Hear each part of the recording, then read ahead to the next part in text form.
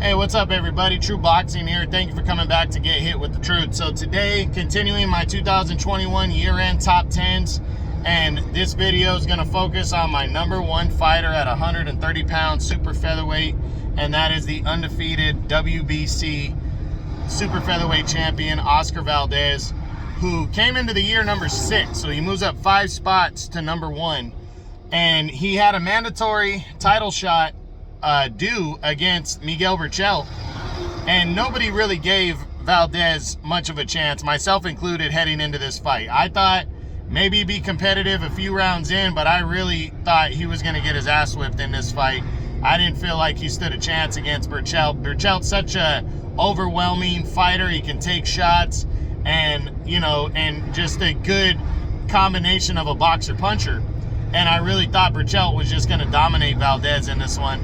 And Valdez came out and really fought the fight of his life. He really did. He went out here, continuously just beat Berchelt to the punch, beat him up, and broke him down, and scored a spectacular 10th round knockout win. It was one of the best fights, or performances, one of the best performances and victories of 2021. It really was. And, he set the tone for the division. He actually started the tone over in the division, and that essentially is the same thing, but he really put a breath of fresh air into the 130 pound division and turned it over, and now he became the number 1 guy.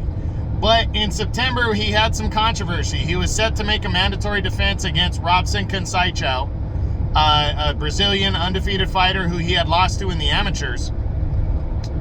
But week and a half before the fight, he tested positive for a banned substance, and controversially, he was allowed to go forward with defending the belt, and the state commission allowed the fight to go forward. So the governing body, the WBC, and the state commission allowed the fight to go forward. A lot of people weren't happy about that, but on fight night, everything was shadowing over that, and fight night ended up being much tougher than expected. He took on Conceição, and really, in my opinion, the first half of the fight got cleanly outboxed. The second half of the fight, he closed the gap. He got closer. Conceição tired a little bit. He pressed the action. I'd say he probably won majority of the rounds in the second half of the fight, but I wouldn't have given him any more than like 4 of those last 6 rounds. Conceição was still very much in it. He was boxing well. He was counterpunching well. But when they went the full distance, and when the scorecards came back, they read a controversial unanimous decision for Valdez, but by wide margins. I was very surprised at the wide margins in that fight. I thought it was a lot closer than that. Most people did. It was one of my most controversial decisions of the year. And I was surprised by, what the judges came back with. But needless, all that being said, Oscar Valdez retained his championship and is still, the top dog at 130. But I have a lot of criticism for Valdez to talk. But let's discuss his stats first and foremost. He's 30 years old, so he's hitting the prime of his career. He moved up 5 spots from number 6 last year. Overall, he's 30-0 with 23 knockouts, so a very good, impressive record.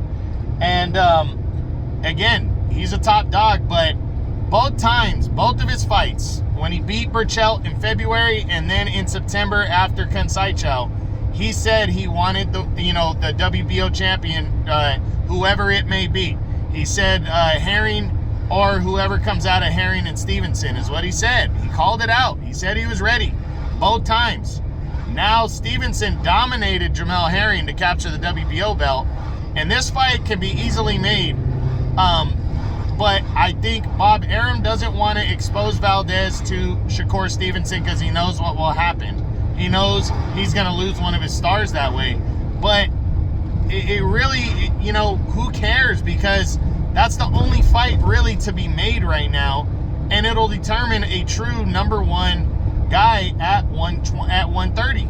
And then if it's Stevenson, he can move back up.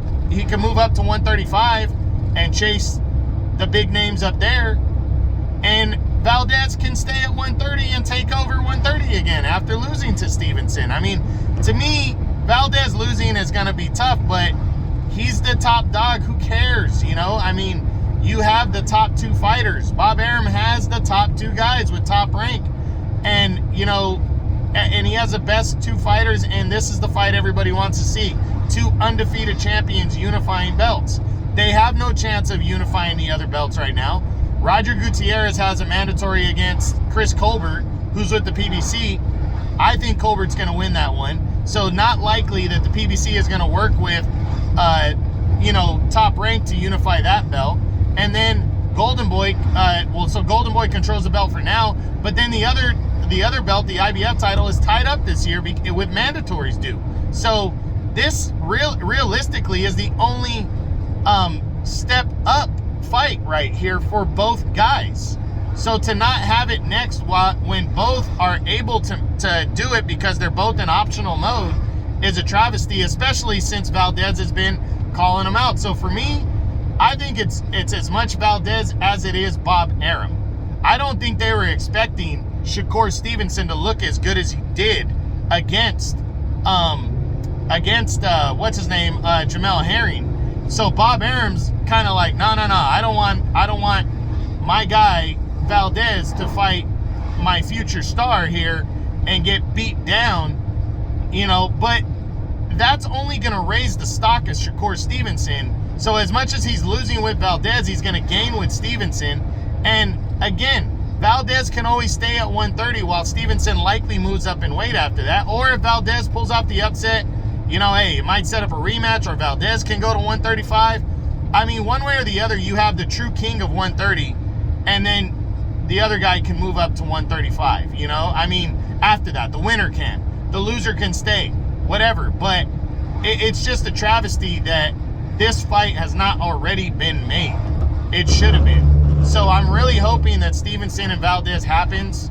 I'll take it later in the year, but I don't know how that's possible with mandatories and shit. But I really hope we see Oscar Valdez and Shakur Stevenson attempt to unify belts in 2022, because realistically, it is the only fight to make to determine the true top dog at 130 pounds, and they're both with the same promotion. So there's no reason why this fight can't happen or shouldn't happen. So we'll see what goes down. But that is my 2021 year-end top 10s. My number one fighter, the undefeated WBC champion, Oscar Valdez, at 130 pounds, super featherweight. I hope you guys enjoyed it. True Boxing, you've been hit with the truth.